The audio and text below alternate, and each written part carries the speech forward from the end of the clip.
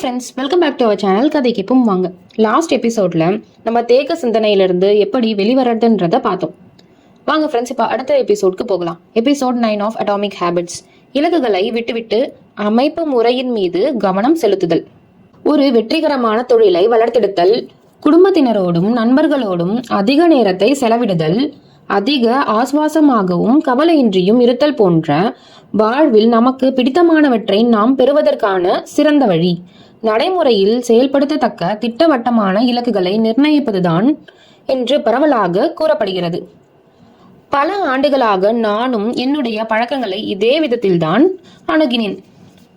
நான் அடைய விரும்பிய ஒவ்வொரு விஷயத்தையும் ஓர் இலக்காக நான் கருதினேன். பள்ளிக்கூடத்தில் நான் பெற விரும்பிய மதிப்பெண்கள், உடற்பயிற்சி மையத்தில் நான் தூக்க விரும்பிய எடைகள், என்னுடைய தொழிலில் நான் சம்பாதிக்க விரும்பிய லாபங்கள் என்று எல்லாவற்றுக்கும் நான் இலக்குகளை நிர்ணயித்தேன். அவற்றில் சில இலக்குகளை நான் வெற்றிகரமாக அடைந்தேன். ஆனால் ஏராளமானவற்றை அடைவதில் நான் தோல்வியடைந்தேன். இறுதியில் எனக்கு கிடைத்த விளைவுகளுக்கும் நான் நிர்ணயித்த இலக்குகளுக்கும் அவ்வளவாக எந்த தொடர்பும் இருக்கவில்லை என்பதையும், நான் பின்பற்றிய அமைப்பு முறைதான் எல்லாவற்றுக்கும் காரணம் என்பதையும் நான் உணர்ந்தேன். அமைப்பு முறைகளுக்கும் இலக்குகளுக்கும் இடையே உள்ள வேறுபாடு என்ன?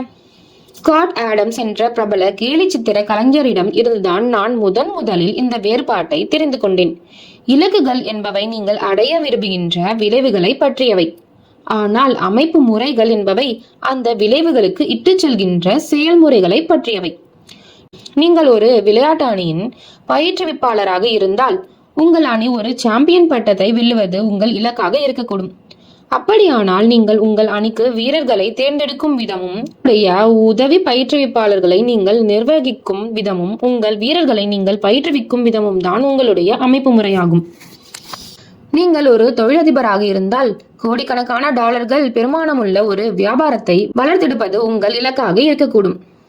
உங்களுக்கு தோன்றுகின்ற யோசனைகளை நீங்கள் பரிசீலிக்கும் விதமும், ஊழியர்களை நீங்கள் பணி நியமனம் செய்யும் விதமும், உங்கள் பொருட்களை நீங்கள் விளம்பரப்படுத்தும் விதமும் தான் உங்களுடைய அமைப்பு முறையாகும். நீங்கள் ஓர் இசை கலைஞராக இருந்தால் ஒரு புதிய இசை படைப்பை உருவாக்குவது உங்கள் இலக்காக இருக்கக்கூடும்.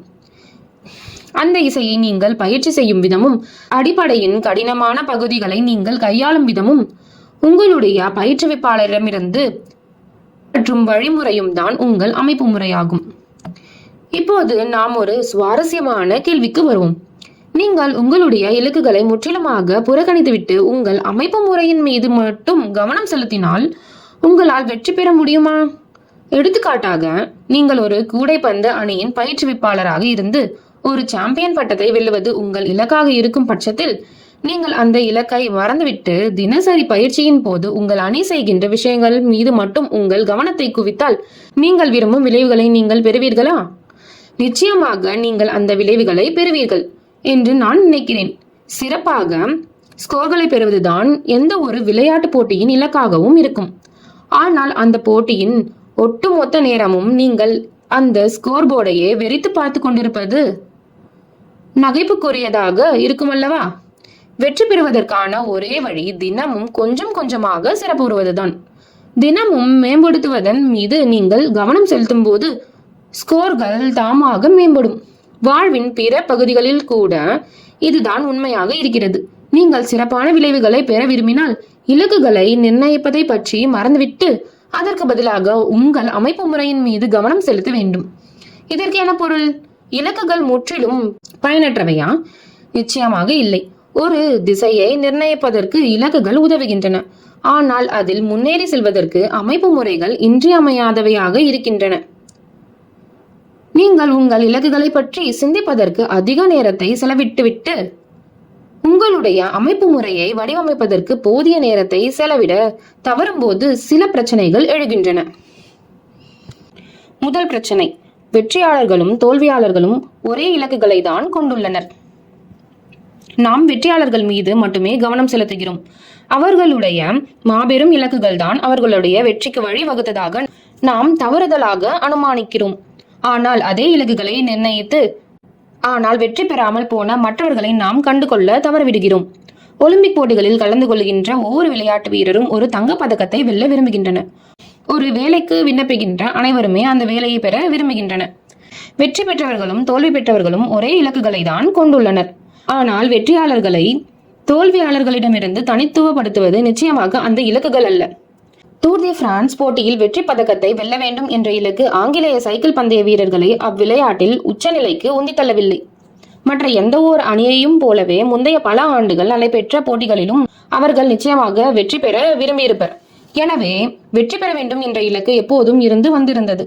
ஆனால் தொடர்ச்சியாக சிறிய மேம்பாடுகளை செய்வதை உள்ளடக்கிய ஓர் அமைப்பு முறையை அவர்கள் செயல்படுத்திய போதுதான் அவர்கள் ஒரு வித்தியாசமான விளைவை பெற்றனர்.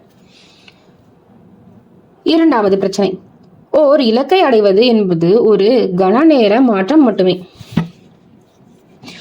உங்கள் அறை அலங்கோலமாகவும் அசுத்தமாகவும் இருப்பதாக கற்பனை செய்து கொள்ளுங்கள். இப்போது அந்த அறையை தூய்மைப்படுத்தவும் நேர்த்தியாக்கவும் நீங்கள் ஒரு இலக்கை நிர்ணயிக்கிறீர்கள்.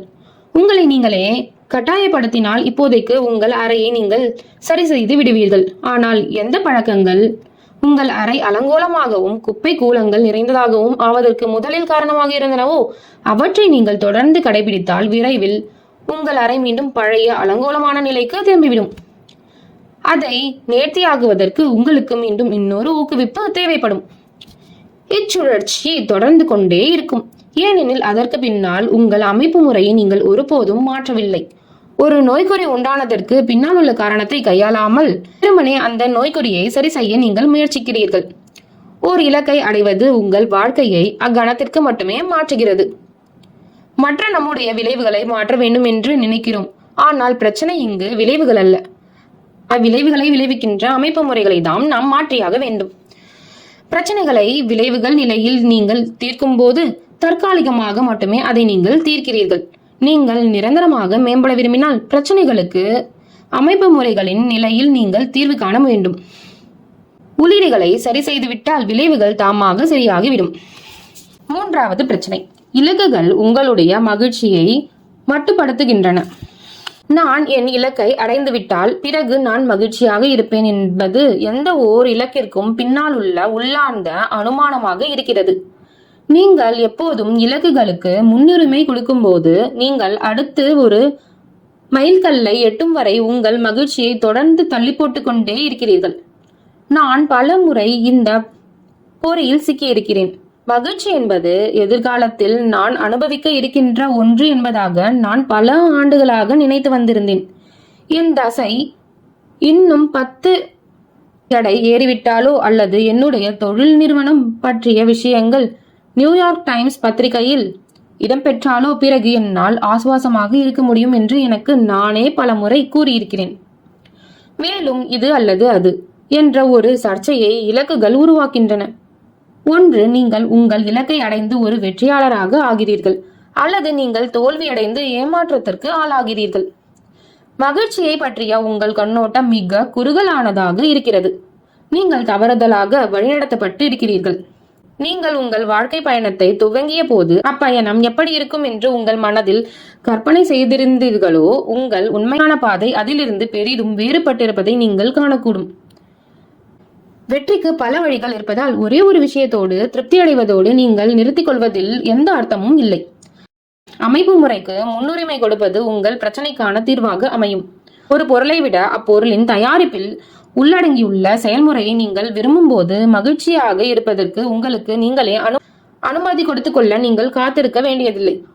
உங்களுடைய அமைப்பு முறை சரியாக இயங்கிக் கொண்டிருக்கும் போது நீங்கள் எப்போது வேண்டுமானாலும் மனநிறைவோடு இருக்கலாம்.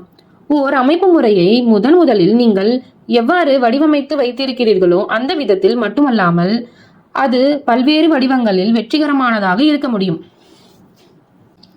நான்காவது பிரச்சனை, இலக்குகள் நீண்ட கால முன்னேற்றத்திற்கு குறுக்கே நிற்கின்றன.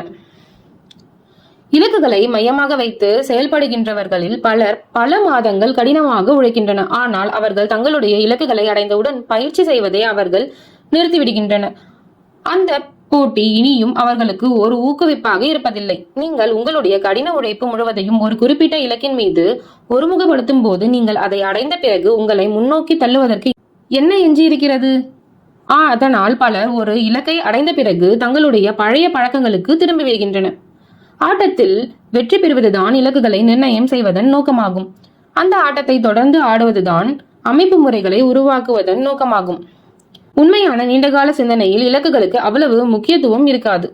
நீண்டகால சிந்தனை என்பது தனியொரு சாதனையை பற்றியது அல்ல, மாறாக தொடர்ச்சியாக மேம்பாட்டை பற்றியது. அது இறுதியில் செயல்முறையின் மீது நீங்கள் கொண்டுள்ள அர்ப்பணிப்பு தான் உங்கள் முன்னேற்றத்தை தீர்மானிக்கிறது. சிறிய பழக்கங்களை உள்ளடக்கிய ஓர் அமைப்பு முறை. உங்களுடைய பழக்கங்களை மாற்றிக்கொள்வது உங்களுக்கு கடினமானதாக இருந்தால் பிரச்சனை நீங்கள் அல்ல என்பதை நீங்கள் உணர்ந்திடுங்கள். இங்கு உங்கள் அமைப்பு முறைதான் பிரச்சனையே. பழைய பழக்கங்கள் மீண்டும் மீண்டும் தலை தூக்குவதற்கு காரணம் நீங்கள் மாற விரும்பவில்லை என்பது அல்ல, மாறாக மாற்றத்திற்கு நீங்கள் பயன்படுத்துகின்ற அமைப்பு முறை தவறாக இருப்பதுதான் காரணம். தனி ஒரு இலக்கின் மீது கவனம் செலுத்துவதற்கு பதிலாக ஒட்டுமொத்த அமைப்பு முறையின் மீது கவனம் செலுத்துவது இப்புத்தகத்தின் மைய கருத்துக்களில் ஒன்று. ஒரு சிறிய பழக்கம் என்பது ஒரு சிறிய மாற்றத்தை அல்லது 1% மேம்பாட்டை குறிக்கிறது என்பது இப்போது உங்களுக்கு புரிந்திருக்கும் என்று நான் நம்புகிறேன். சின்னஞ்சிறு பழக்கங்கள் என்பவை ஒரு பெரிய அமைப்பு முறையின் ஒரு பகுதியாகும். இப்பழக்கங்கள் தான் குறிப்பிடத்தக்க விளைவுகளுக்கான அடித்தளமாக இருக்கின்றன. ஒவ்வொரு பழக்கமும் உங்களுடைய ஒட்டுமொத்த மேம்பாட்டிற்கும் பங்களிக்கின்ற ஓர் அடிப்படை அம்சமாகும். துவக்கத்தில் இச்சிறிய வழக்கங்கள் முக்கியமற்றவை போல தோன்றக்கூடும், ஆனால் விரைவில் அவை ஒன்றை ஒன்று வளர்த்தெடுத்து பெரிய வெற்றிகளை தூண்டுகின்றன. இப்பழக்கங்கள் சிறியவையாக இருந்தாலும் மிகுந்த சக்தியானவை ஆகும். இவை சிறியவையாகவும் செய்வதற்கு சுலபமானவையாகவும் இருப்பதோடு அளப்பரிய சக்திக்கான மூலாதாரமாகவும் இருக்கின்றன. கூட்டு வளர்ச்சி எனும் அமைப்பு முறையின் ஒரு பகுதியாக இவை இருக்கின்றன. ரத்தின சுருக்கமாக, பழக்கங்கள் சுய மேம்பாட்டின் கூட்டுவட்டியாகும். தினமும் 1% சிறப்புறுவது காலப்போக்கில் பெரும் மதிப்பு வாய்ந்ததாக அமையும். பழக்கங்கள் என்பவை 2 முனைகளை கொண்ட ஒரு வாளை போன்றவை. அவற்றால் உங்களை வளர்த்தெடுக்கவும் முடியும், உங்களுக்கு எதிராக செயல்படவும் முடியும். அதனால்தான் அவற்றை பற்றிய விவரங்களை புரிந்து கொள்ள வேண்டியது இன்றியமையாததாக இருக்கிறது. ஒரு குறிப்பிட்ட நிலையை கடக்கும் வரை சிறிய மாற்றங்கள் எந்த வித்தியாசத்தையும் ஏற்படுத்தாதது போல தோன்றக்கூடும். ஒரு கூட்டு செயல்முறையினால் உருவாகின்ற சக்தி வாய்ந்த விளைவுகள் தாமாகவே ஏற்படும். நீங்கள் பொறுமையாக இருக்க வேண்டும். சின்னஞ்சிறு பழக்கங்கள் என்பவை ஒரு பெரிய அமைப்பு முறையின் ஒரு பகுதியாகும். இப்பழக்கங்கள் தான் குறிப்பிடத்தக்க விளைவுகளுக்கான அடித்தளமாக இருக்கின்றன.